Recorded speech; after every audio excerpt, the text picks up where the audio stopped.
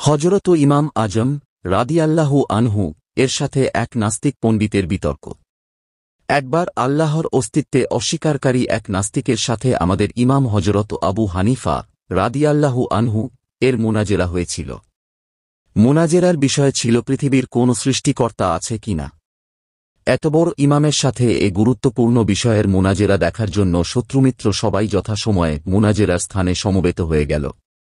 নাস্তিক লোকটিও যথাসময়ে পৌঁছে গেল, কিন্তু হযরত ইমাম আজম নির্ধারিত সময়ের অনেক দেরিতে সমাবেশে তশরিফ আনলেন।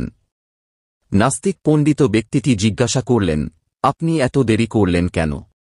তিনি বললেন, জঙ্গল দিয়ে আসার সময় এক অদ্ভুত ঘটনা চোখে পড়ল, সেটা দেখে আমি আশ্চর্য হয়ে ওখানে থমকে দাঁড়িয়েছিলাম। ঘটনাটি হল, নদীর কিনারে একটি বৃক্ষ ছিল।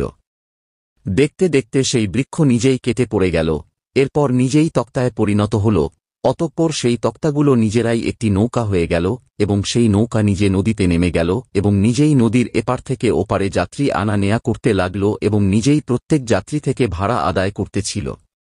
এ দৃশ্যটি দেখতে গিয়ে আমার দেরি হয়ে গেল।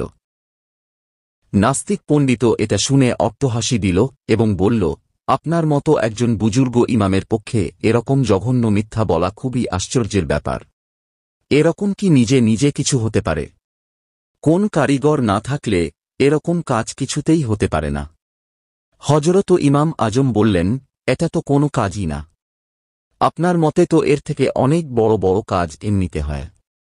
এ পৃথিবী, এ আসমান, এ চাঁদ, সূর্য, তারকারাজি, বাগানসমূহ, রং বেরঙের নানা রকম ফুল, সুমিষ্ট ফল, এ পাহাড় পর্বত, জীবজন্তু, মানব দানব সবকিছু কোন সৃষ্টিকর্তা ব্যতীত এমনিতে হয়ে গেছে।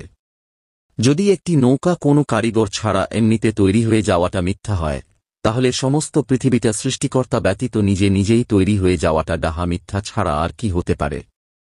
নাস্তিক পণ্ডিত তাঁর এ বক্তব্য শুনে বিমোহিত হয়ে গেল এবং সঙ্গে সঙ্গে স্বীয় ভ্রান্ত ধারণা ত্যাগ করে মুসলমান হয়ে গেল। তাফসিরে কবির 221 পৃঃ 1 প্রথম খণ্ড। সবক, এ বিশ্বের নিশ্চয়ই একজন সৃষ্টিকর্তা আছেন, যার নাম আল্লাহ।